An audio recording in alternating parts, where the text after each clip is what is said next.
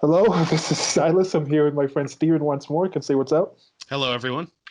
And we're going to be doing this thing. We've done some conversation series where we've talked about different things, and this thing came up with this Time magazine story that some of you may have read, and there will be links below to it or wherever you listen to this. We would like to read the article and have you read along with us because I think there's more to actually understanding things. You can read it, you can watch it, you can see it, you can hear somebody say it, and to do those three different parts: reading, looking, hearing, discussing, just getting these points so we can actually get a deep dive into actually knowing this information. And we'll probably Hmm. do this with other series more, with other things more just impromptu and things. Sure. What are your thoughts on this?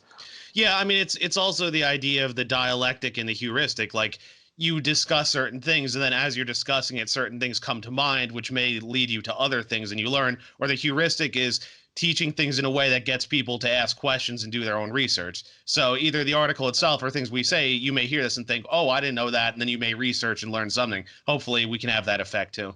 Uh, Yeah, excellent. yeah. Uh, Okay, so getting into that now. yeah.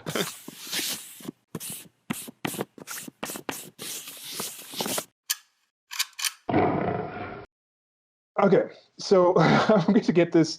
We're going to put this on the screen as well, and hopefully you've actually found it as well, and you are also going along with us.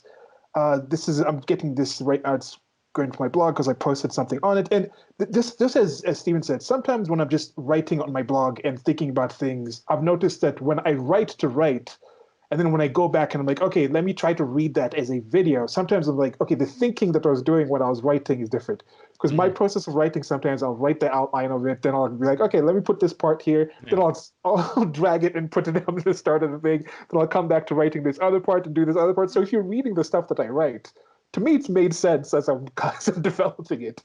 But when you're having an actual conversation about the content, when you're actually reading it out and thinking, how would people hear it, it's different. When I talk about the topic and think about that topic, it's been entirely different than when I have conversations with Stephen, like in our several conversation series, where we Mhm. come up with certain ideas and then there's clips of those things. It's like, oh, this is a cool idea of a Yeah. topic that I thought of, but I didn't come up with that idea and that conversation if I wasn't actually talking to Stephen or other people and engaging in actual conversation. So yeah, Right. so Sure. the title of this article is by Time Magazine. Should be on the screen right now. I hope you have it as well as you're here. Listen to it. Maybe you've read it as well before, but if you haven't, you can read along with us. I think we'll do either section by section or maybe paragraph by paragraph. Yeah, it's I probably better. and so like I'll read a paragraph, then we'll discuss that paragraph. Then Sure. Stephen will read a paragraph, and we'll discuss the paragraph, and we'll go it. And I know with some of these things, like you might have a thought about it, and then it might be answered later on. Yeah. But there's been a claim that some people have made reactions to this, and I think we should discuss that because, as I mentioned to Stephen before this, we are human, and we do judge books by their cover. People do engage in clickbait. People do Mhm. take quotes and see just the quote and don't have the time or don't take the chance to actually go and read the rest of it. So Yeah. I'd like Stephen to kind of tell us when he first saw this article and his general thoughts about it, then I'll also tell you some of them of mine with it. All right. Well, I first the way I found out about this was I saw an excerpt from it. I think it was actually on Tim Pool's Twitter feed, and originally I thought I'm like, is this a real article? Like people are actually saying this, and it was like because all the claims we're about to go through, it's like people were saying, oh, this is conspiracy theory, this has been debunked. But I'm like, this is from an actual Time article. Like my parents used to get Time magazine, I would read it as a kid. I'm like, no, this is a legit article, and I'm like, they're basically stating all the stuff we've been alleging, but spinning it in a positive light. I'm just, Yeah, I think I was like, is this real? Like, it's one of those moments you're like, is this an actual article? like a similar thing for me. I think I first saw somebody posted on Twitter, and Yeah, the call outs are first of all the title, just the secret history of the shadow campaign that yeah, saved the 2020. First of all, it's like I think some people kind of think we are in a time like post history, but we are in post history. yeah. Like we're like a we're in a post critical theory type of time where. I'm like, can you write a history of something that's still ongoing? Like, how are you going to do this? So I saw this. They're talking about saved. They're talking about how it was fortified, a fortified election. There was a quote that was taken out. It was in sort of way, like this paraphrasing. We'll find it in there. In some kind of way, Trump was right. And I'm just like, it's like, what is going on? And I saw this just after seeing something with Greta Thunberg Thunberg, I think that's how you say her actual name in the Scandinavian sense of it. She posted something to do with the current protest going on with India. Supposedly, some farmers are uprising against things like this, and she posted this kind of thing that was was something about a package and a technique of how she should possibly tweet and at people and the hashtags supposed to include, and that was in there. So that was an actual campaign on how they're going to support the farmer uprising in India and stand with them. And then you've had these claims about the election that there was actually people working behind the scenes in order to actually do something with the election, whether you want to call it. And there is a difference between fraud. There's a difference between collusion. There's a difference between fortification. There's a difference between stealing. All these things are different. You can actually rig something without committing any fraud, without stealing things. Those are things that I understand that it's true. If you're playing a certain game and you understand how to use the rules of that game in a way your opponent does not, that's what I thought this kind of was. I thought, okay, finally they decided there's so much information out there. And also with some of the people, it's like they were virtue signaling. This was something that I thought it wasn't some big organization like some Illuminati type of thing. I thought it was just people who really thought we're fighting against somebody who's a tyrant and we're going to do a small part in our different ways. And there's also intelligent people that went in and they said, we can pick these few places and we know these few places are enough to get a result that we want, because you don't need to flip everyone. You don't need to plan it. You just need to get those ideas out there. And that's kind of what this article was. Well, there's also something too. Tim Pool talks about it a lot, called a standalone complex, where it's lots of people acting independently, but they want to achieve the same goal. So on the surface, it looks like it's a conspiracy, but in reality, it's like, oh, this media outlet doesn't like Trump, so they hire people who are anti-Trump. Then they write things negative of Trump. They hire other people who are anti-Trump. They write similar stuff. These people want Biden, so they donate money. These other people, so it's like, it's not that they're all working together, but they have the same goal. So it looks like it's a conspiracy, but it's really just all these people who have the same goal working in tandem independently. Yeah. And I mean, for me, on giving them that kind of more negative light, and maybe that's, you might think we have a certain bias. That's where I'm coming from on this. And I was thinking there was also a chance where for some of the people, they truly think they've done something good. It's something positive. That's why and part of that is also when you do something positive, people, it's not just simple virtue signaling, but you want it to be known that, look what we did. We should be proud. So this is something where the people coming out and admitting this, like, look, we did this. This is what we did. Like, it's not this bad thing that they're saying we did. We did this good thing, and let us be actually recognized. There is part of that. We are status driven, and people don't want to just do this and melt off into the shadows. And that's part of why some of my idea with conspiracy theories is a lot of humans would not want to do the things that they claim that conspiracy theorists have done and not come out and admit that they've done it. Because part of the doing it is other people knowing that you've done it. Not too many people out there giving anonymous checks to charity. They're like, I did this. There's an extra part of that. And then the other thing I was thinking that might be practical is it could have been somebody who was part of Trump's team, because Lindsey Graham kind of suggested the people who were going to be his team, and they could have leaked some of the material that he was going to bring up in the upcoming impeachment trial. So they're like, okay, let's just get ahead of that. This information is out there. There's some practical information. Don't caricature our doubts about and questions about this election with the fraud. Fraud exists because it's politics. It's humans. Humans have different intentions and things like that. Humans are flawed.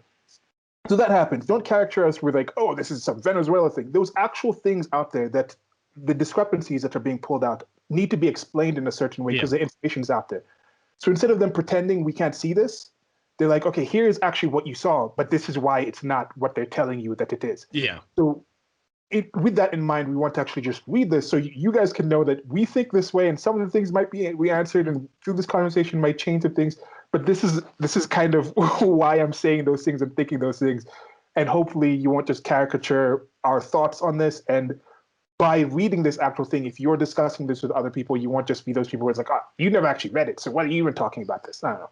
Well, and to your point, I mean, there is misinformation out there. That's why I like Robert Barnes, who you got me into, because he's very good about saying, okay, there is misinformation. However, here's what actually happened that's shady, and here's why it should be looked at. So it's he sort of cuts through that noise, and yes, there is misinformation. There are rabbit holes that people get sucked down, QAnon, obviously, stuff like that. Yes. But that doesn't mean that all these claims of malfeasance are made up.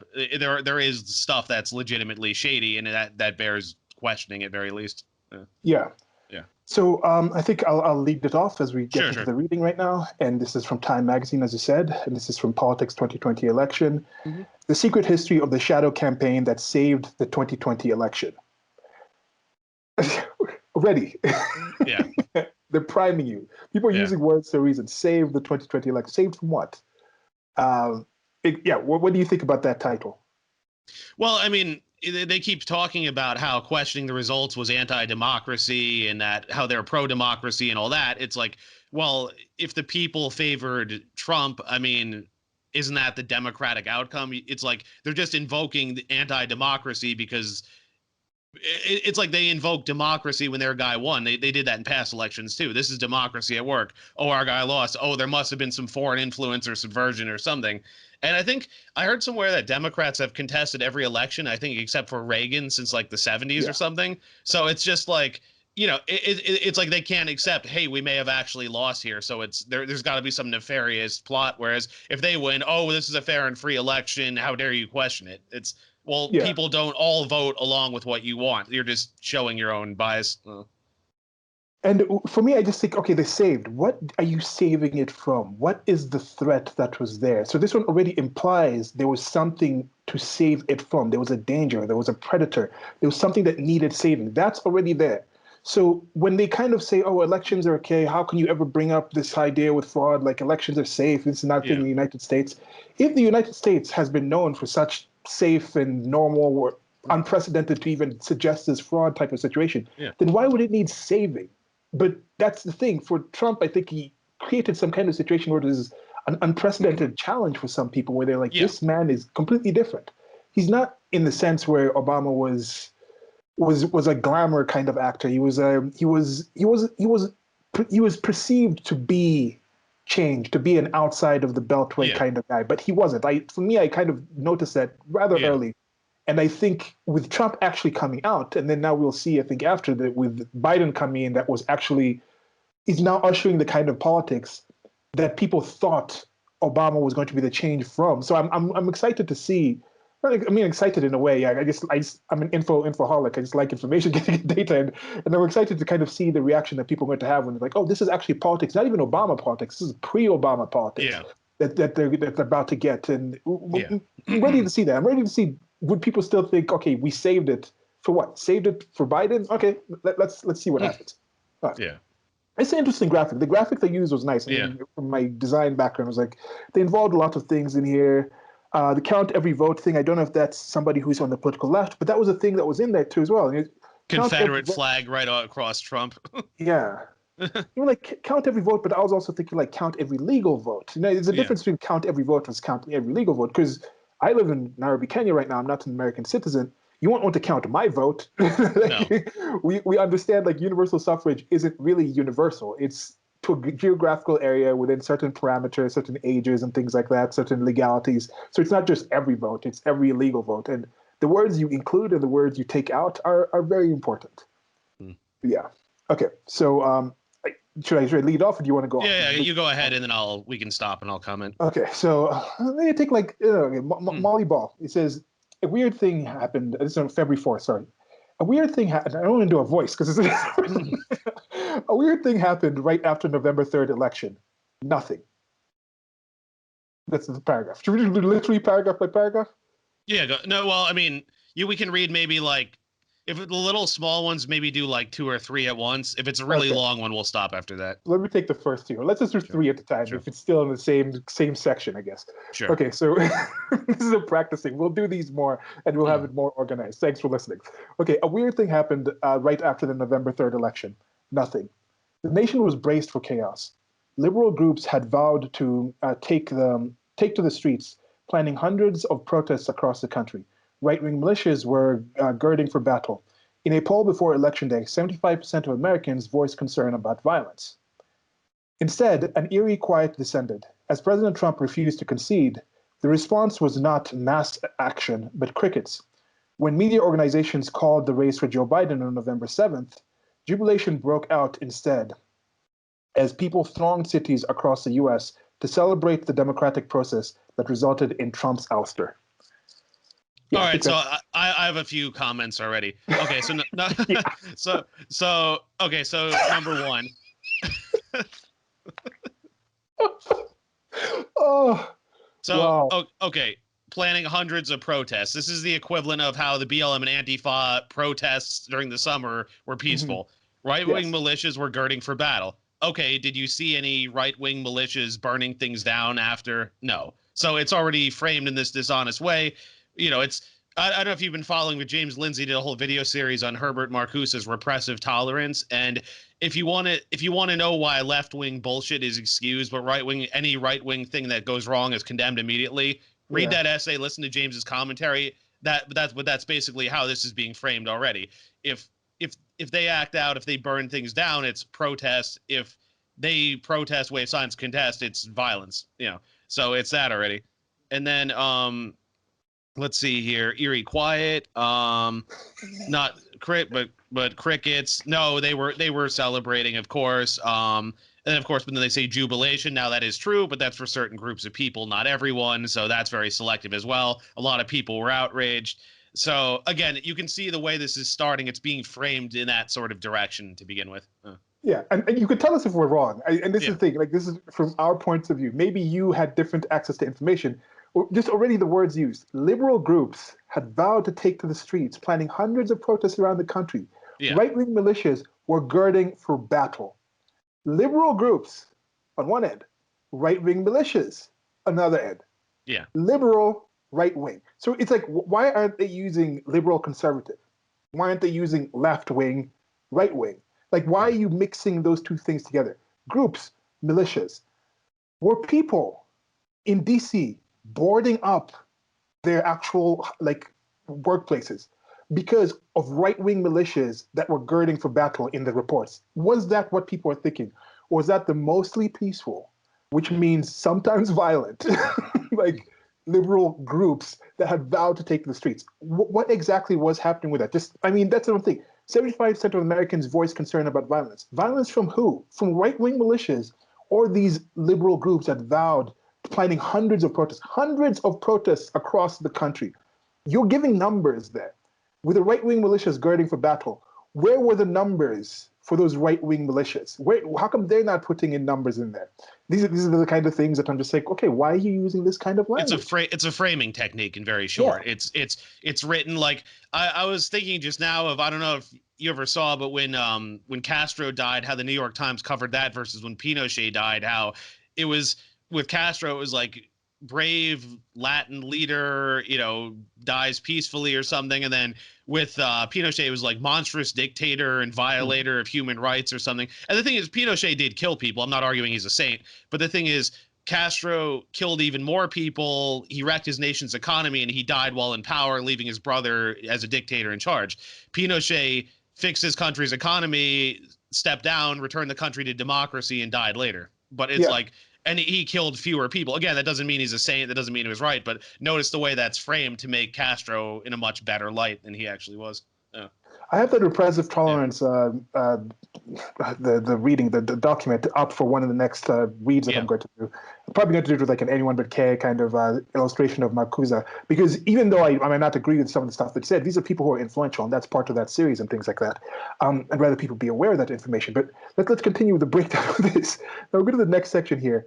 Refused to concede. First of all, the thing was still up. So they're saying, as President Trump refused to concede, well, did he? And then somebody was, well, I was having this debate with somebody else talking about the different evidence and things like that, and the questions. People saying, "Oh, things have been taken down," and then somebody literally said, "Oh, who? When did you ever hear that the media was calling the actual election?" I was like, "Look, the media themselves said they were going to call it. The New Yeah. York Times posted something saying, "Oh, we're going to call it." Snopes Yeah. has an article explaining why the AP and those kind of people call it. I think Facebook itself was saying, "Don't just listen to people. Wait until the approved media actually calls the election Yeah. on the night of." Hillary Clinton came out and YouTube as said, well. Yeah. yeah, Hillary Clinton came out and said in an interview several weeks before, Joe Biden should not concede under any circumstances. Sure, that could be actually translated that Yeah. her saying he shouldn't concede the election before the election, but the way it was loosely mentioned was also like when you actually come to it. When it comes to a situation like Hillary Clinton coming out after it had been called by most people the day of, and she didn't actually come out and concede until the next morning, that is a different kind of situation than Trump saying, okay, on the night of, You've literally stopped counting in certain precincts. You decided to stop counting. So I'm not going to come out and concede until those numbers are in. So what does this refuse to concede? Is he supposed to concede before the actual electoral process has gone through? So this language is, what's the democratic process that they talk about here? What is the actual legal process? Yeah. It wasn't finished. So he wasn't refusing to concede. He was waiting for the process to go through. And it's just like, what is going on with this And article? the thing is too, I pointed out to a few people as well that like in 2016 and other times, like she could have kept fighting it. The other people could have kept saying like, no, we think there's shady stuff here, let's look into this. But she conceded pretty quickly. But she Yeah. didn't have to. That's the point. Like the option was there, but she said no, I've accepted, it's pretty much over. And she continued. And you had the Yeah. previous one. Many people who might have been politically turned on during this election were not really aware. Like with Al Gore, he conceded and then he took back his concession and said, no, there's actually some issue here in Florida. And then that was taken back up. So this whole idea that you need the concession, and that's part of why I'm wondering with this signaling. They had to say, you have to call him president-elect. You have to call him, you have to say you concede. You have to say it was okay. They need that affirmation from other people. It's not just them thinking. They needed to be affirmed by other people. And that's why I think they've been like, we're not going to say our president. 45, the man in the White House, not my president. Because to them, they feel if they don't affirm reality, it's not true. But they feel like you have to affirm our reality. You have to affirm and say, yes, he's your president. You have to say it after 4 years of not my president. So yeah, sure, they might not have conceded. You may have someone like Stacey Abrams being touted as one of the leaders of this movement when she still didn't concede, and there's many articles explaining why it's okay that she didn't concede. And she still hasn't conceded to this day. So they have that kind of thing in there. For her, that's different. But for Trump, it's refusing to concede. This horrible man going against our democracy. So I don't know. And the media bias too is just so obvious because it's like you can even tell within the past few weeks, like somebody did a montage where they showed how journalists talked to Obama versus Trump, and with Trump it was like black unemployment is down 1%. How is this a success? But then with Obama, it's like, Mr. President, what do you find enchanting about being in office? And now there's like New York Times articles. These are the first pets. It's like this is news now versus like. What did we hear over the last 4 years? This is corruption. Oh, there's a scandal. Oh, he's going to be out. Oh, he's in trouble. Like, it just, I mean, I'm at the point where anyone who doesn't see this bias is either ignorant, part of the problem, or just plain stupid. Like, I don't see any other, it's so blatant and overt at this point. It's like, how do you not see it? I don't know if I'm quite at that point yet, because I think Trump was really so unprecedented that Obama transitioned us from a different kind of point of view. Because even Obama's coverage was not typical political coverage.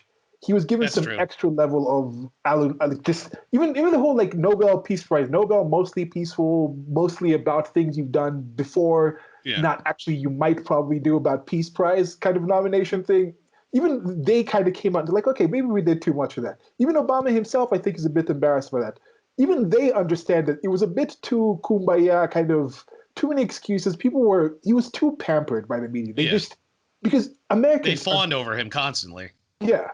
Americans are good people. Republicans, other people, they truly understand that they personally may not actually be racist themselves. They might not have these biases in themselves, but they understand their history enough to know that there were some horrific things happening in the United States of America, still happening. And they understand, like, I may not be racist to the black people in my life, but I see the news. I see black people getting shafted.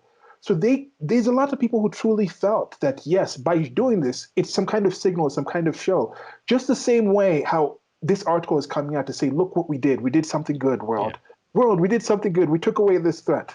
That's the same way that they thought with Obama. They're like, look, yes, we have issues. Yes, there's some racist people here. But despite that, we still have this black president. And they thought it was going to mean more than it actually did. And I think there's some frustration. And during that time, they understood we couldn't cover certain things in a certain way. It had to come out in a good way. And I'm saying with Biden, he's not going to get that same kind of push. That's what I'm saying. It's going back to even a pre-Obama kind of cover. So we're going back to the way politics was covered in 2005, 2006, 2007. And most of the people who are politically active now, that was pre-social media. That was pre-24/7 news. That was pre-getting all this access to information and feeling like politicians need to tell us about these things. That was pre-people like AOC. There was no AOCs during that time. No. So the amount of people who actually want to know about politics, about the way that things work right now, is way more on a whole different kind of landscape, a whole different kind of expectation than they did in 2000s. So Yeah. those are about to get the test of something they've never seen before, and I'm like, dude, you guys are in for a ride because I remember Yeah. how dejected I was from that time. Like, it's gonna be a bloodbath. It's gonna be a mess. All right, Definitely. Yeah. kick this off. Yeah. You can Do go to you? the next. Like, there's Oh, there's yeah, a sure. video here for reactions during U.S. president, and you can go to the next paragraphs. Sure. A second odd thing happened amid Trump's attempts to reverse the result. Corporate America turned on him. Hundreds of major business leaders, many of whom backed Trump's candidacy and supported his policies, called on him to concede. To the president, something felt amiss. It was all very strange, Trump said on December 2nd. Within days after the election, we witnessed an orchestrated effort to anoint the winner, even while many key states were still being counted. In a way, Trump was right. Okay, do you want to take this initially, and I'll? Yeah, let's discuss that. Yeah. So, so the second odd thing. Second, this is second. This is just the second thing. This is nothing else has happened until Trump's attempt to reverse the results. Nothing odd was happening until then. Just this. This is the only odd thing. The second thing. Hundreds of major business leaders, many whom backed Trump's candidacy and supported his policies, called on him to concede. Okay, saying like corporate America turned on him. When was corporate America, in any general term of that word, of that term, phrase, with Trump? They've been against him in general for the entire 4 years. Yeah, So this and whole turn whenever on you him. bring up this stuff, they'll pick exceptions. Like they'll pick up the My Pillow or what's it called, Yeah, and they like Goya. They'll pick like four examples. It's like it's that whole joke of oh, we're the resistance. It's like, what are you resisting? You own everything. It's like the left now has the Senate, the House, the presidency, big tech, academia, lower education, most local, a lot of local governments. It's like, what are you resisting? Like, where is this evil white supremacist conspiracy? Like, where are these people? They'll bring like up the public Klan, sector which has changes. like they'll bring up the Klan, which has like a few thousand members officially. It may even be lower than that. Yeah, and where is that official actually like kowtowing and saying we're with, and that's not corporate. And No. I saw somebody tweeted this. There was some back and forth I had on Twitter with some people just asking some questions about this. Somebody had stated something like they were talking about how, oh, look, in the first couple of years of Trump's term, when the Republicans had all the power and they still maintained that victim narrative. And I just asked the person, like, literally, what are you talking about? What victim narrative were they remaining in when they had this Yeah. united government, as you're saying? And now that the Democrats have the Yeah. Senate, you said, they have the House, have the Supreme Court, they can say is up and is Yeah. packed like they say, but whatever, it's supposed to be outside of it. But they have the united part of the government. They have the executive, they have the House, and they have the Senate. So they have that. They have the support of, like I said, they turned on, like now apparently corporate America has turned on them. Now they're with, so they have all the support. They have the Yeah. cathedral. They have all these things. Where is the victims now? Like, where is the victimology? Are they saying they've won? I was asking this person, do you think you've won now? Are you no Yeah. longer victims? Or is the country still racist? Is the country still patriarchal? Is it still a long way to go? Or have you actually won now? And what are you going to do with this win? So, and was there a win when Obama had his first couple of 2 years when he had control? Like, what are they talking about when they say Well, these things? there's two things that come to mind here. What is it? One of the Saul Alinsky rules about accuse the enemy that which you're guilty of. So say, oh, they're oppressing us, they have all the power, when in reality that's the case for you. And the other thing I thought about in our series about critical theory, well, cynical theories, but critical theory is part of it. One of the things that came to me that the authors pointed out that I thought about is that ideology is structured in a way to perpetuate the need for its own existence. So it's, oh, there's bigotry everywhere, but don't worry, we have solutions. Oh, there's more bigotry we didn't know about, but don't worry, we have solutions. Just give us power. Oh, well, there's this bigotry, or give us more power. It's designed to perpetuate itself and grow and expand its power, but it has to keep coming up with boogeymen to do that. And of course, the Nazis, communists did the same thing. Like, oh, the economy is struggling. Well, oh, it must be foreign saboteurs. We got to stamp them out. Well, it must be disloyal party members. It's like, you run everything. The economy is falling apart. It's on you. You have a command and control economy. Well, it's not our fault. It's foreign saboteurs. Like, they have to keep inventing that boogeyman in order to justify crackdowns and. Yeah, like right now they're spinning the big lie. You hear whenever I hear, many times when I still hear that, I kind of snicker because I saw how it was developed and how it's being pushed out there. Yeah. Like there's some simple things, like they're blaming certain things on Trump. So it's like, okay, when there was the general kind of regular thing of 3,000 people, 3,000 Americans have died in Trump's America. This Yeah. violence has occurred in Trump's America. So when does it switch over?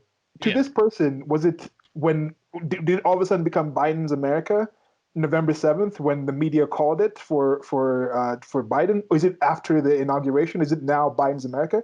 How many people have died of coronavirus now in Biden's America? How many protests have there been and violence? How many people have been shot in Chicago in Biden's America? How many people have died in New York City in Biden's America and not Andrew Cuomo? Like, what is the transition for it?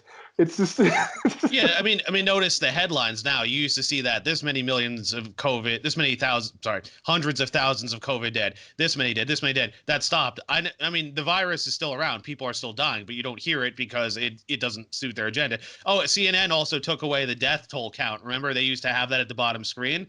They took did they that do it in away. all the shows, or was it certain shows? Because I think I think it was certain shows. I saw them come back and say like, "Oh, yeah, we actually have proof that we did actually take it down." So I guess it was some specific shows. I haven't actually seen the actual evidence for that, but a lot fewer people are watching. So I think if it's happened, maybe it's not going to be as noticeable. But we'll see with that.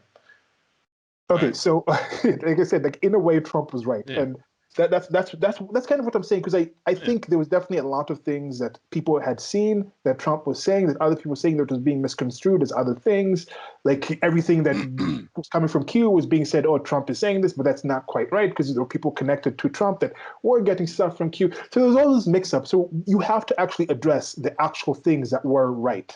Now, this I think seems to be a reframing. It might be a reframing, or it's just problems occur not because of what X is, because of how we define X. So these people realize that too, and they're like, this is what happened. X happened, but you guys are defining X as Y Yeah. when X is really Z.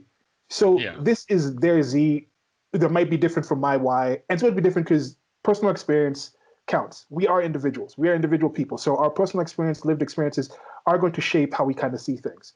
Mm. So I think it's good to read this stuff for them to come out with this, no matter what it means. Like I think it's a positive thing. So unless you have anything to say about those two, I'll read the next paragraph. No, go ahead. Okay. So there was a conspiracy unfolding behind the scenes, one that both curtailed the protests and coordinated the resistance from CEOs. Both surprises were the result of an informal alliance between left-wing activists and business titans. The pact was formalized in a terse, little-noticed joint statement of the U.S. Chamber of Commerce and AFL-CIO published on Election Day. Both sides would come to see it as a sort of implicit bargain, inspired by the summer's massive, sometimes destructive racial justice protests, in which the forces of mostly of labor came together with the Oh God. forces of capital to keep the peace and oppose Trump's assault on democracy.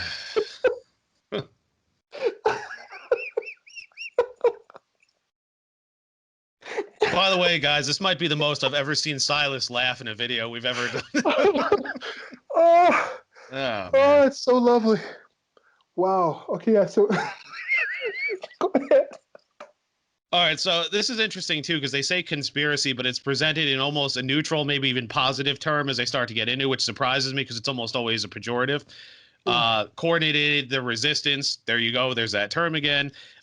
Informal alliance and business titans. But that's weird because that contradicts what they just said about him losing the support of corporate America. Mhm. Uh, Formalized, yeah.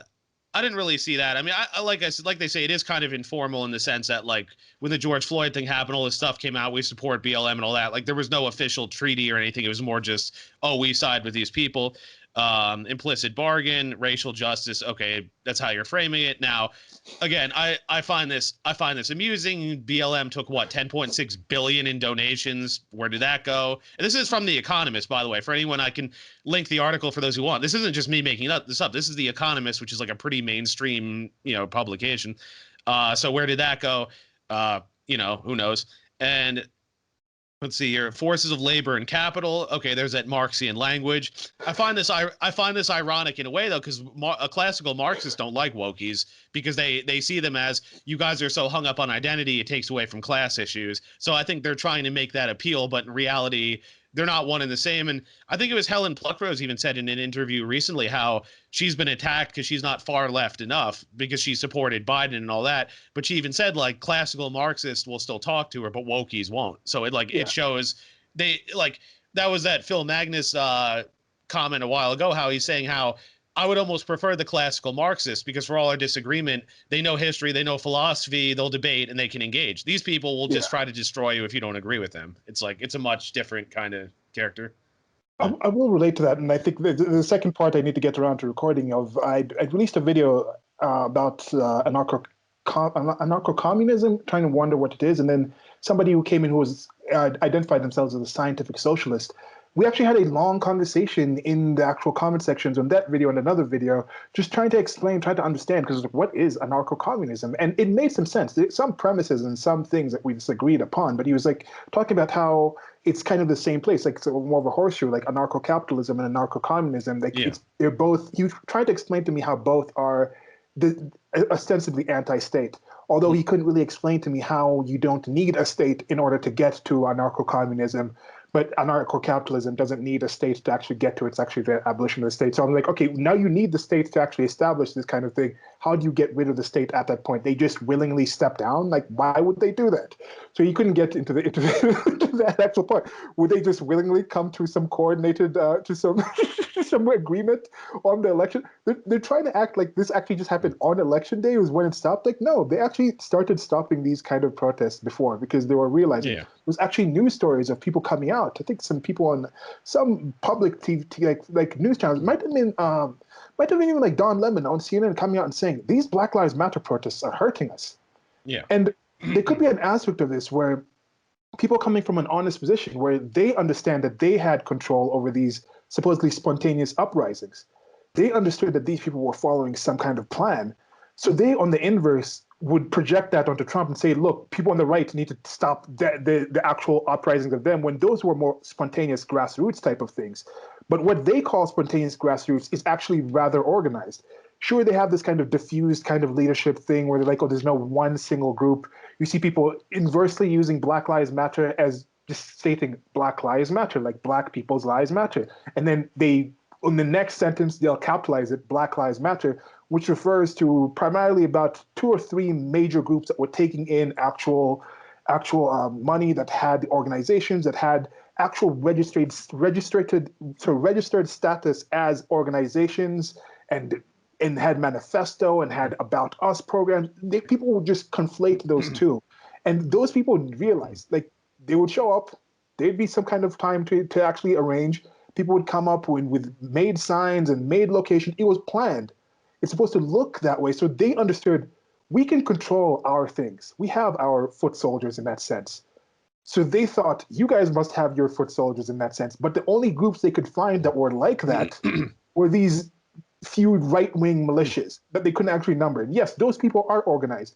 But when you just see people walking on the street, when I've attended some of these things, it's not people who are like, oh, let's just come and plot and do this thing and we have this one single message. It's like, no, we are here for disparate reasons, for these different reasons and ideas, to support Trump, which is most of the reasons that we're doing it. And I think that's kind of how it was on the January 6th fateful kind of occasion that might come up in this. But like, yeah, let's get back to that. Well, but to that point, it kind of made me think of what I said about the Klan earlier, how, they act like it's this powerful organization. It's dying. I think they said they estimate like 4,000 to 8,000 members. At its peak, it had something like 3 million, and that's in a U.S. that had far fewer people in it. So it did actually have institutional power, run police departments, mayors, governors, all that. But now it's like, how many are there actually? There's like, and then on top of it, how many of those are FBI informants, and what are they actually doing? Again, doesn't mean they're a good organization, but they're not this all powerful force that's like running things behind the scenes. I mean, and that's the beauty. That's one of the things that is exceptional about the United States of America, not the actual human beings, not the actual things humans do. That is a natural thing. That is something that people do. The Homo sapiens do. One thing that is exceptional about the culture, about the social construct that is the United States of America, is the enshrining of something like freedom of speech. Is something that's saying sharing of thought and ideas is actually positive. Because with that, they've been aware of the really evil and grimy and horrible things that Americans have done. they're able to be analytical about who they are as a people and analyze that and say, can we change? Can we do this better? That's why racism still has such calling someone a racist still has such a strong effect because they understand how horrible that is. Whereas you have other societies where it's like, okay, the people in the past did this. That was a different institution. We can't talk about that anymore. We're going to pretend it never happened. And then you never actually analyze it. So when it happens again, when the build up to that kind of thing happens again, people don't really realize because that history has been washed away. But Sure. with America, with that being aware, people are able to analyze what they did in the past and actually have ways and means to actually go against it. And I'm seeing something that's kind of concerning with people saying you can't talk about this, you can't question this. This is the way it was, and that is something that has been more typical of human society, human culture, than what America was an exception to. And I'm just hoping that doesn't happen. That's why I'm thinking something like this. No matter where the people in time are coming from, this is to me positive because it's more actual admission. Like, yes, this stuff happened. Let's not pretend that this didn't happen because that was happening. Exactly. Yeah. You can't talk about this at all, and that was bad. Yeah. Okay, I think you're next in the paragraph. Yeah. The handshake between business and labor was just one component of a vast cross-partisan campaign to protect the election, an extraordinary shadow effort dedicated not to winning the vote, but to ensuring it would be free and fair, credible, and uncorrupted. For more than a year, a loosely organized coalition of operatives scrambled to shore up America's institutions as they came under simultaneous attack from a remorseless pandemic and an autocratically inclined president. Though much of this activity took place on the left, it was separate from the Biden campaign and crossed ideological lines, with crucial contribution by nonpartisan and conservative actors. The scenario the shadow campaigners were desperate to stop was not a Trump victory. It was an election so calamitous that no result could be discerned at all, a failure of the central act of democratic self-governance that has been a hallmark of America since its founding. Yeah, that's another quote that I saw very early, and Yeah. and the first idea is like, okay, that was a major fail. You completely failed at that. But in my understanding of just thinking about it a little more, it's like, wait, no, perception wise, because it's more about perception. Remember, it's Donald Trump wasn't really a Russian plant, but for some people's perception, he really was. The world really wasn't made in 7 days, but to some people's perception, it really was. You know, like Muhammad isn't this might get the video canceled. He's not the perfect human being, but to some people's perception, he really was. So perception is powerful. And with this, even though there are questions, and this article is part of dealing with those questions, is to say like, yes, those things literally happened, but you shouldn't question it because we were controlling this. This was not that. This was not the why. No, this was not the why that you say. It's the Z. So the Z is the explanation. So people might still perceive this, despite all the actual C. They're saying no result could be discerned. When we really understood, at least for a few days, a result wasn't able to be discerned. So already that was a failure of part of it. Most countries seem to be able to actually have an election on one day. Other countries had elections during the pandemic that are supposedly not as well into this whole democracy organization type of thing as the United States of America. Most of the states were able to do their elections in one day. But why did so many states be unable to actually discern the results of it? Why couldn't so many states not be able to simply say, on the day at least, that we've had this many people voting? It might take some time for us to count them, but here is our actual total of the people who have actually voted. How could they not know that? Why were the people still bringing in votes after? So those are the kind of things. So if that was the case, they failed at that. Earlier, I think they mentioned that the handshake or the thing behind the scenes, both surprises and formal thing, left an activist. Chamber of Commerce or the AFL-CIO, the pact was formalized. Okay, so they're saying the pact was formalized. So they're saying it started before. It started like a year before. It was informal, just a handshake at that point, and it was formalized on the day of. So that's the thing. And I think some of the people were objecting or saying, look, there's been a concerted effort over this time to get a certain result out of the election. And that is something that they are completely admitting to because that's what human beings do. Even simply on the board campaigning is literally people coming together to get a certain result. So that's something that happens. Now the question is, was it fraud? Was it illegal? Those are the other questions. And then now when you come to was it enough to actually flip something over? Those are the things where it now becomes very particular. But from them starting off, certain people starting off, I don't know if Molly Ball is one of the people who came out, if Time Magazine is one of the people who came out or printed anything saying there is no fraud, there's nothing wrong. If they never did that, that's one thing. But for people to come out with that as a break already poisoned the water for me. And I was like, no, that's already going to make me want to look for stuff by you just saying it doesn't exist because I know it exists. Yeah. Yeah. Well, because what was I gonna say? The way it's framed, it's like they're trying to be clever in how they're doing it, but what they're basically saying is, uh, yes, we were interfering to get the outcome that we wanted, but it's okay because we're doing it because it serves some greater good. I mean, if I had to sum it up in a few sentences, that's basically what they're saying. Like, Yeah. you know, it's like, oh, the Catholic Church used to offer indulgences. Oh, pay the church this much money, it'll get your family out of purgatory and into heaven. It's like, hey, wait, doesn't this enrich the church? Well, it's to get your family into heaven. Don't worry, it's for the greater good. But it's like it's presented in a way that it's serving some greater benefit. Yeah. And it might be. Like, I'm not Yeah. mad at the people who were with Anne Frank. I'm not like some honesty or some truth or some righteousness absolutist where I'm like, oh, you have to, if the Nazi guard comes and knocks on your door and Anne Frank is in your attic, you have to tell them she's there. No, you No. lie to that person. You Yeah. tell them they're not there because they're horrible people. Yeah. And then literally you had people on actual CNN and international news calling Trump a Nazi. You had Yeah. that one symbol of the 45 that's like a swastika. Yeah. And then you're going to tell me that people who literally believe he's like the second coming of Hitler, and now I think I've already seen this. You're going to see a switch from people saying literally Hitler to literally Trump. He's now like the new kind of big Yeah. bad in American sociopolitics. But when Yeah. you have that, you're going to have people who informally think they have to do everything in their power. Like that video from Georgia, those people didn't have to be planned. They just had to buy into Trump being some existential white supremacist, neo Hitler type of individual for them to Yeah. do whatever they thought was within their capability in order to ensure that he doesn't maintain like power. That's literally some of the things that some people believed. Whether you personally who are listening to this believe it or not, believe me that other people believe it. There's many things out there that you believe in that other people would find to be absurd to believe in. There's many things that I know you know that other people believe religious wise, theological wise, otherwise. Someone might think their sports team that in some team that you know is just complete garbage is the best team ever, and that's a team they should travel around the country to watch. To you, that's an absurd thing, but for them, that's a belief that they have in their life. So you may think that nobody could have literally believed Donald Trump was kind of second coming of Hitler, but believe me, people did believe that. Yeah. Yeah. Yeah. Okay. So is it my next paragraph? Is Yep. yours? Yep. That's Okay. yours. So their work touched every aspect of the election. They got states to change voting systems and laws and helped secure hundreds of millions in public and private funding.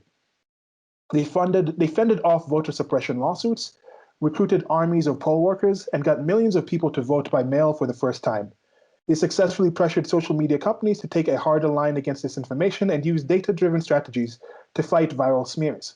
They executed national public awareness campaigns that helped Americans understand how the vote count would unfold over the days or weeks, preventing Trump's conspiracy theories and false claims of victory from getting more traction. After Election Day, they monitored every pressure point to ensure that Trump could not overturn the result. The untold story of the election is the thousands of people of both parties who accomplished the triumph of American democracy at its very foundation, says Norm Eisen, a prominent lawyer and former Obama administration official who recruited Republicans and Democrats to the board of the Voter Protection Program. Okay, yeah. Okay, so a few things to go through here. All right.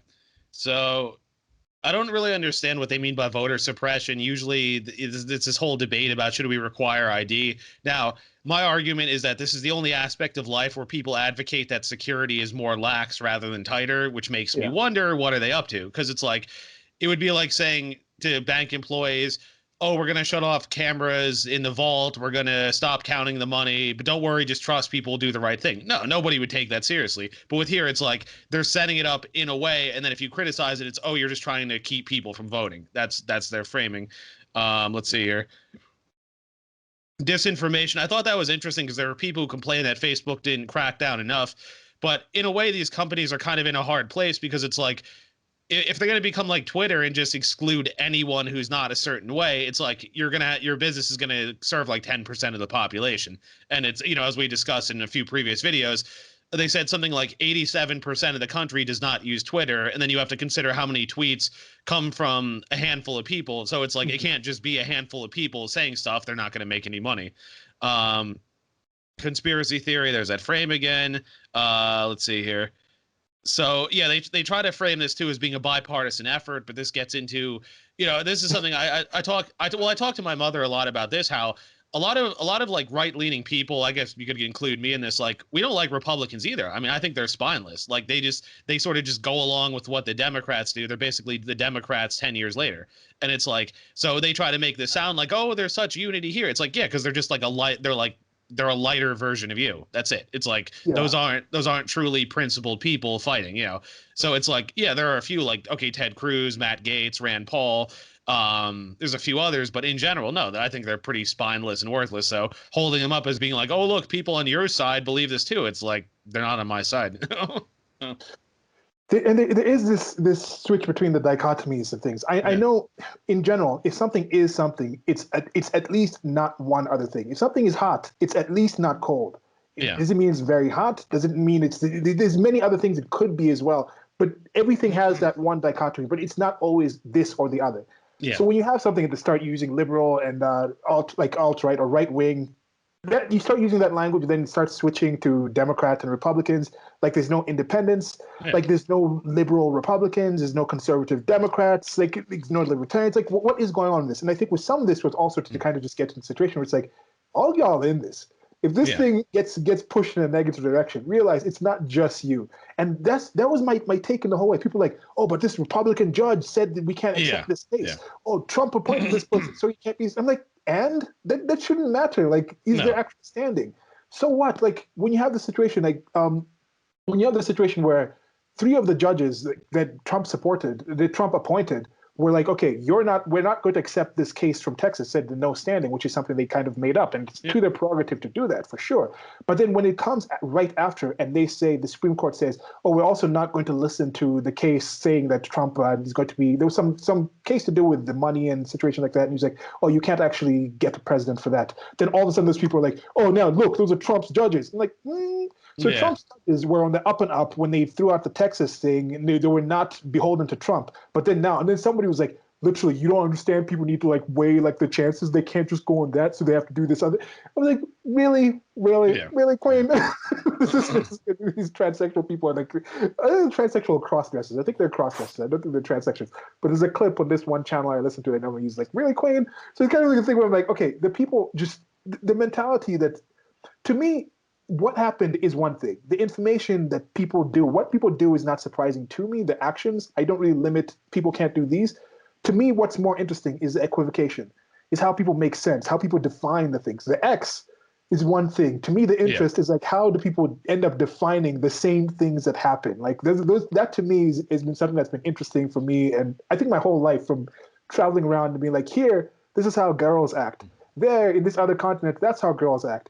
Here, this is how people like have dinner. In this other continent, this is how people have dinner. And that's something that I've been able to experience. Like, these are all humans, but we do things, we have the same wants and needs, but we achieve them in so many different ways that it's kind of interesting to see. And this is one of those ways. Yeah.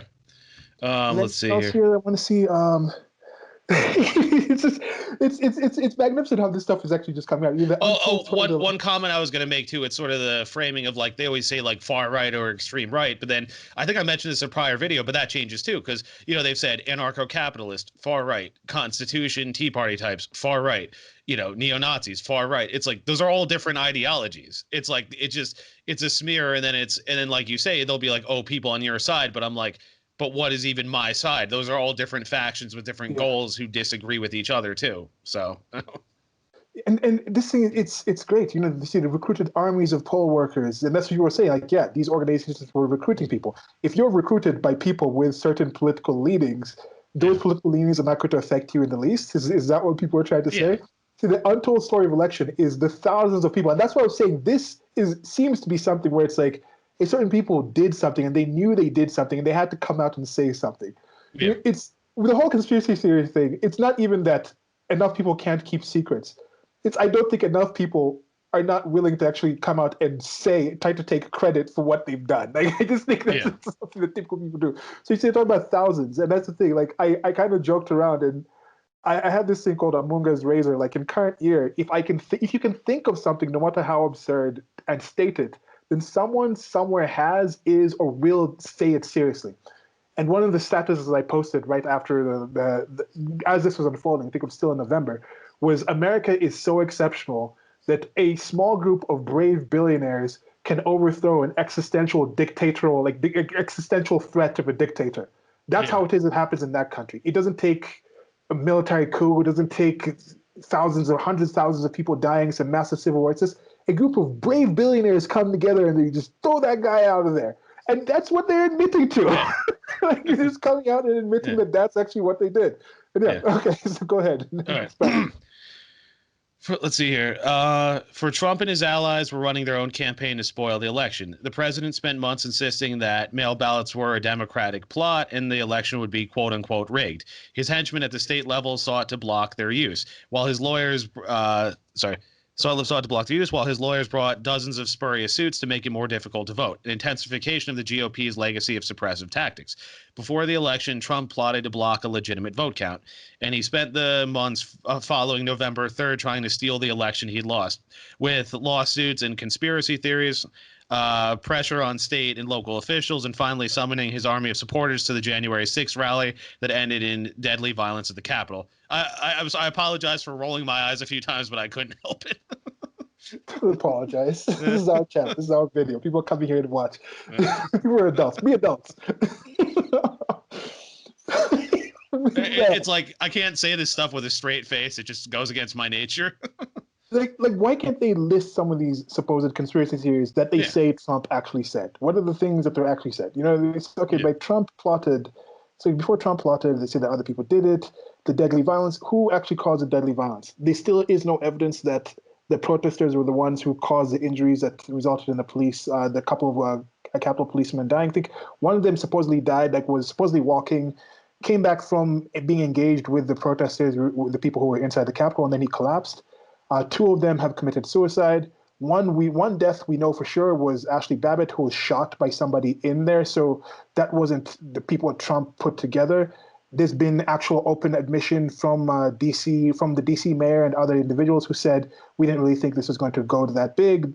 Trump had offered National Guard to come there. They said that, we don't want it to appear in that kind of way. We don't want the show of force. We just want to be a little more low key on this kind of situation. So that was admitted. There's also been people showing the time of when the people first breached the outside kind of barricades that were put out there. Trump was still actually giving his speech. So there's people like John Sullivan, who was proven to be an Antifa-related Black Lives Matter type of person. Yeah. He's admitted to that, and this video of him in there breaking things inside there, talking about we did this. He was literally there as Ashley Babbitt was bleeding out. So there's a lot of things that go against just the simple narrative that's being given here. And again, they might go into it more here, but I'm thinking it's time they can give some links to back up some of the things that they're saying here. And one more thing that was from the previous paragraph, and this one also was mentioned with the voting by mail ballots. I think on average it had been about 40 million people voting by mail.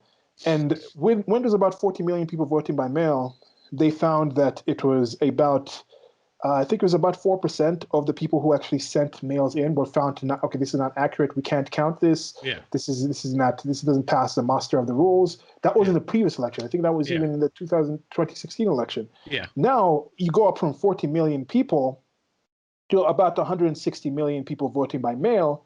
And then the rate of spoiled votes goes down to like 0.03%. Yeah. That is it's a question mark. And, yeah, I mean, you mean to tell me all the integrity of those votes was so much better this time around? Yeah. I mean, no, that's one of those questions, again, I've asked and I never get an answer. I just hear this was secure, this was secure, this was secure. Experts say it was secure. I'm like, you can assert that over and over, but that doesn't prove anything to me. That goes back to things people saying, oh, well, we did a recount and then the recount counted the same amount. I'm like, yeah, the recount was like weeks after the actual thing. One way to show is this show, like, look, these are the actual, and I know for Georgia in specific, the governor and the people involved in there had said that if there's a close election, or if there's questions, what they're going to do, part of why they like the digital system, is they're going to be able to actually just print the actual ballots. Because you can print the ballots and you can actually show, and look, these are the ballots. You can go through these and look through yourself and see these are the ones that were marked this one and count it for yourself. That's something still to this day has not been done. That's something they said they would do, and that's something they didn't do. So there's questions out there. There's reasons to actually have actual questions. There's other things that are more off the wall that people take that off the wall thing and try to equate it with this other thing. And Yeah. I think that is part of why this article is out there, because they're like, look, this actually happened. They say, yes, part of the reason that it dropped from 4%, 2.3%, is because we had these people who just got involved in this, Yeah. put their heads together and got these thousands of people who were working in this army and making sure everything was on the up and up. They're Yeah. trying to tell, like, believe us, this is the Z, not the Y that you think that X is. I think Yeah. that's what's going on here. Pretty much. Yeah. All right. Yeah. Is it my Yep. Your turn. Okay. The democracy campaigners watched with alarm. Every week, we felt like we were in a struggle to try and pull off this election without the country going through a real dangerous moment of unraveling, says former GOP Representative Zach Wamp, a Trump supporter who helped coordinate a bipartisan election protection council. We can look back and say this thing went pretty well, but it was not all clear in September and October, and that was going to be the case. Was it? Yeah, we can look back and say that was not all clear in October, and that was going to be the case. Okay, so yeah.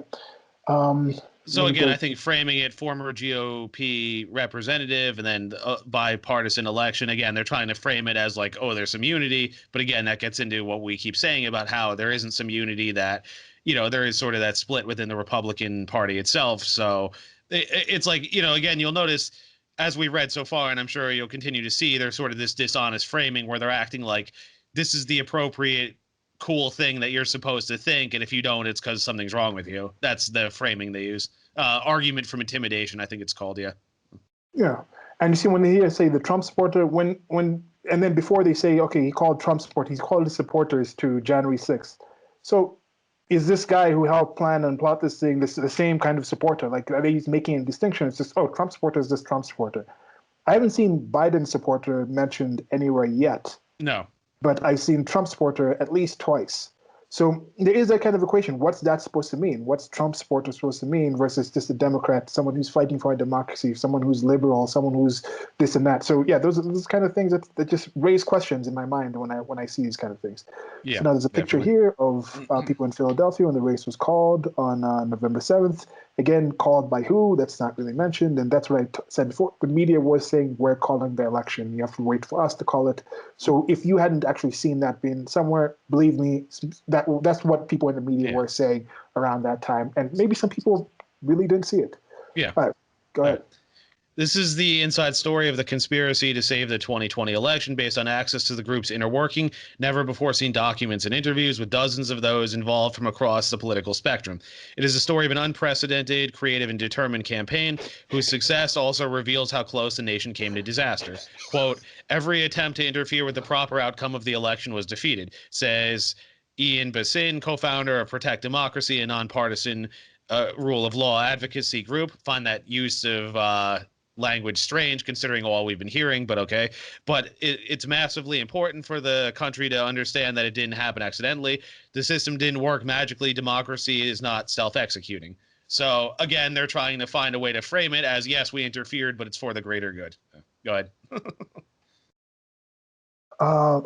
Was that was the end of the sentence? Of the paragraph? Yeah. Okay, okay. So yeah, democracy is not self-executing. Yeah. They're talking about here the words, and I try to get very particular with my words more than most people in general. People say it gets to the point of being pedantic, but I don't care. I'd rather be exact in what I'm saying than I'd rather be too overly exact than overly loose. So this is when they say when somebody says every attempt to interfere with the proper outcome of the election was defeated. Every attempt. It wasn't every attempt. There's definitely many other things that could have been done. So already, like wrong, like Charlie Murphy, like Judge Chappelle's case, wrong. Every attempt. So if you say every attempt that way, it's the whole I think Americana type of English type of thing of things literally mean figurative. Every attempt was made. No. So if you say every attempt, then now what does proper mean in that sense? Proper, right? Is this literally proper outcome, or is it the proper outcome that was selected? What's the proper outfit for you to wear to church? Technically any clothes, but when they say proper, it's to me that to me it evokes more like a preferable. I think that's more kind of the thing that's kind of used. And part of why I can do this in this sense is because if he said many attempts, several attempts, the primary attempts, then I'd be he's being very exact with his language. Then I'd feel if I start going and thinking other things from the other things that he said, that's kind of unfair because he seems to be very exact with the usage of his language. But that's clearly, to me, not what he's doing. So what does proper mean to him there? So does he think it was proper before? Those are the kind of things that just come to my mind when I see this kind of stuff. So yeah. Yeah. The system Yeah, didn't. because they're making a value judgment, but again, it's like it's they're trying to present it as, oh, these are facts, but then here are the value judgments. But it's like, what are those qualifiers? Like, again, what is proper, what is fair, what is just? I mean, those are important. Yeah. And this is again what I'm trying to say here. You see here, but it's massively important to the country to understand it didn't happen accidentally. The system didn't work magically. Democracy is not self-executing. This is the whole notice me senpai. This is the whole virtue signal type of mentality. It's like we have to get the credit. It was us. You know, it goes further than look what happened. It was us. It's not that this happened. This happened and we did it. That has to be, I think, known. That's something that seems to be pushing this. Yeah. Yeah. Okay, next paragraph. That's why the participants want the secret history of 2020 told. Exactly, that's what I'm saying. Okay, that's why the participants want the secret history of 2020 to be told. Even though it sounds like a paranoid fever dream, a well-funded cabal of powerful people ranging across industries and ideologies, working together behind the scenes to influence perceptions, change rules and laws, steer media coverage, and control the flow of information. They were not rigging the election. They were fortifying it. And they believe the public needs to understand the system's fragility in order to ensure that democracy in America endures. So this was the quote that I saw originally, where I was like, is this a real article? And then I looked it up and started reading on my own. And, you know, you did the Winnie the Pooh meme about rigging the election versus fortifying. And it's like him in his regular clothes versus the fancy outfit. Yeah. The eyebrows up. And it was crazy too, because Steven Crowder was making fun of Brian Stelter the other day, talking about calling for censorship on speech, and Stelter's trying to frame it in a positive way. He's like, okay, guys, just, you know, think of it this way: we're protecting people from harm. It's like, all right, dude, it's like you think your audience is stupid or you lack self-awareness or something. You're trying to shut down videos that have a tiny fraction of your budget that have way more viewership. Any sane person sees a self-serving motive immediately, you know.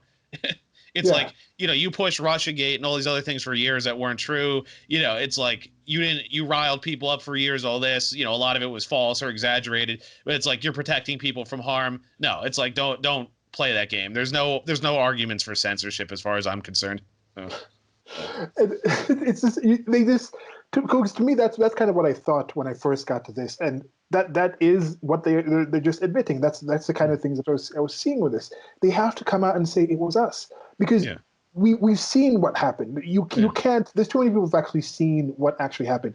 And there was this take by there was this man who was involved in the Keystone Pipeline, one of the workers, and he was just in this car talking about how the executive order came and then they were kind of laid off and things like this. And he said, like, people keep talking about a stolen election. He's like, it wasn't stolen, it was taken. You know, stealing is when somebody comes behind and he doesn't know, like, you just come home and you find something. They took it. They came instead and looked you in the face and just took it.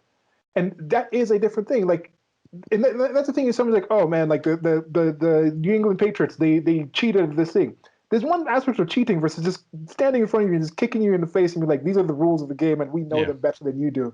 And we're going to actually take advantage of the rules that you're not taking advantage of. And I think that seems to be what happened. There are some things that are questionable that I'm still hoping there is time to be addressed. Maybe they will, maybe they won't. But it seems like a majority of it, even if there were these things, there's still a massive amount of people who did go out there and vote for Joe Biden in this kind of way that they're kind of talking about and planning here. There is an effect. Part of them saying, oh, the Russians they proved that there was like 10,000 or a couple of $1 million with this many messages sent that might have affected this many people going. There's one Trump supporter, Ricky something, that has been arrested because he was posting some memes or some kind of fake made up memes about send your mail to these people or vote early on this day or send a text to this person. And then that ended up like 4,000 people were proven to have used that to vote in that kind of way. So that's being shown. So these kind of things do have effect. There's also a I think a comedian of Asian descent who was wearing a MAGA hat. She's more, I think, on the left, and she was doing the same kind of thing for Trump supporters and saying you need to actually send a text here. I don't know how many people actually believe that. And that's the thing. Like sometimes I see these memes and like, who can actually believe that? Or Yeah. sometimes I hear Trump say something and then somebody reports that he said this. I'm like, who can actually believe that coyote type of thing? But like I said Yeah. earlier, believe me, people do believe those things. Yeah, they do. So I do understand there is an effect, and they studied it. They studied the effect that those few Russians who were literally doing things had on the 2016 election, and they used those same tools in order to achieve the result that they had. And to me, I'll admit, I did not think they would be that influential. I saw some of these things happen. I Yeah. saw the selective censorship. I saw the pushing of messages. Have you voted? Have you voted? Have you registered to vote? Have you registered to vote? Because Yeah. I'm thinking, they just think that if we get this certain people to register to vote, they will vote the way we want them to vote. Mhm. And it's not that they're pushing them, it's just that they understand enough of demographics, have enough data to understand that if you like this and that and this other thing and this other thing, chances are if you do vote, you're going to vote this way. This is predictable type of stuff. Like Yeah. I posted a video talking about when Joe Biden came out and said, if you got a problem about figuring out if you're with me or Trump, you're not black. Yeah. That wasn't offensive to me, not because I identify as black, which I just happen to be. Some people identify I'm a Negro, but I do understand. I look at the actual voting patterns and I see over the last 10 elections or something like that, you look at black American women, and it's like 95% of them vote Democrat. So making a statement like that does not surprise them because it's like it's a selected group of self-selecting people that this kind of people, this ethnicity, this culture, this kind of a background, if they decide to vote, they vote one way. That is something that's known. And then from that, I was kind of just proposing, like, what are other things you can kind of project or assume that would probably be right because there's going to be other things that are familiar and similar within these groups of people, and that's why people look at the polls and they look at things and this is our group, this is our demographic, this is our thing, because those things actually work and people have certain patterns that they go by, and clearly these people had access to data that I did not and had an ability to clearly affect results that we did not, that Trump himself did not, and he got outplayed in many ways. That's something we can, I think, just admit Yeah. to. Well, Yeah. and like Barnes always says, he doesn't have those institutional allies, or he didn't. That's the issue. It's like it's him against basically everyone. It's not like, oh, you have senators in this state, governors in this state. You have a little bit like maybe like, okay, DeSantis supports him. You have, Matt Gaetz or somebody. Cruz was talking about helping him in some of the lawsuits, like a few cases, but not like widespread. Yeah, and I think you see this happening right now. I think they did a kind of they Biden might have called a slowdown on military activities globally until they review and see who is a white supremacist and extremist. There's been a general who's said we should get Trump supporters out because they know personally if they support the Democrat, if they're a Biden supporter, they personally know that they will go in their workplaces, in their offices, and affect changes that they consider to be that way. So Yeah. they assume that if somebody is a supporter of someone else, they'll do the same. But that's not an assumption. And that's another thing. There's a lot of people out there who are able to support something politically or anything and still not have it direct most of their lives. Yeah. And they don't realize that that's not how it is for other people. There's many of my friends who are Christian who say, why are you quoting this like anyone takes the Bible seriously? Like the whole like Jesus is God's son and he gave himself and then the Holy Ghost impregnated a female with himself and then he died to himself to the sins. People are like, nobody takes that seriously. I'm like, you might not, and that's Yeah. probably why we're still friends. Yeah. But believe me, there's still a lot of Christians that still literally take that seriously and Yeah. live their lives by that as it's true. That's the same thing for many people. They're like, politics is not that big of a deal for us. It's not the main concern. We don't really go day by day, like, what did Trump say? So we're going to do what Trump told us to do. But they don't realize for a lot of people, they're taking their day-to-day marching behavior, marching orders from their leaders. They listen to AOC. What does AOC tell me to do? What does Bernie tell me to do? What is Biden doing? What is the party actual telling us to do? And they follow those. So that's something I think people need to realize is something that still exists. Just one thing occurred to me. I'm looking at the time. Do we want to maybe break this up into parts? Because I noticed like we're about like a third of the way through or so, and it's like, Yeah. well, yeah, yeah. I'm Over realizing how long 40. this article now is. Now I'm scrolling through it. I thought it was a lot shorter, but I'm thinking maybe break this up into parts because we were gonna go to the store like maybe 1:30 too. It's a little bit after 1:30 here. Okay. Yeah, So we do we can want to stop do it maybe for now. like two? Sorry. We can stop it for now. Yeah, sure. Maybe we can do this in maybe 2 or 3 parts, so it's not like a 3-hour video. Because I'm thinking Okay. just how long this is going to take reading plus all our own commentary. It's going to be, Yeah. So Okay. maybe This is we still could super stop quick. this. We could do parts 1, 2, 3 or something. Okay. So I guess you guys listening, thank you for listening. This has been the first part of it. Let us know what you think about this one. I'll probably get Steven back on. It's probably not going to be later on today. Maybe tomorrow we'll get it Yeah. on. There's other videos coming. There's other posts coming. I still have to post the last part of the conversation that we've had Cracks in the over. ivory tower. Yeah, cracks in ivory tower, and then we're going to start the human action. But I think this is a good test. This is a good test of kind of how the human action conversation is going to be. It's going to be more. It's going to be more actually reading the actual content and then discussing it with our thoughts about it and contemporary type of things. Because with the human action book, different from the previous things, I think there's going to be a lot more of the actual book, of the actual content I want presented to y'all. And maybe we might do a thing where it's literally just like this, where we go through reading paragraph by paragraph, at least for the first part. For the first introduction part of it, I've already discussed with Stephen, and that's how it's going to be. We're literally going to read the entire thing and start off with that, and then we'll play off of that and see if we'll do more reviews.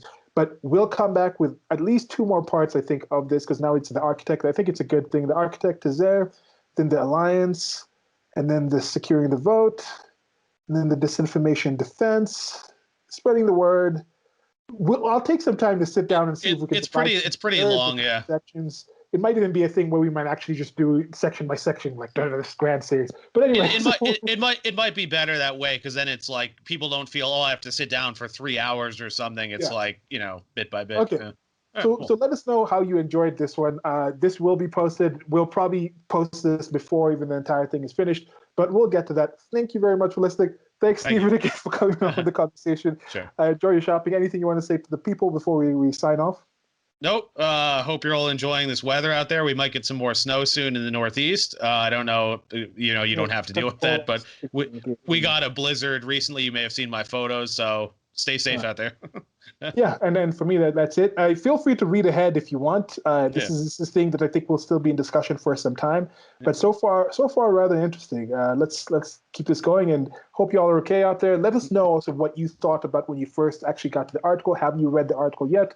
Are you going to wait and read along with us? Are you going to reread along with us or whatever? But other content on my channel, there'll be more content coming in, more things coming. Goodbye. Goodbye. Thank you.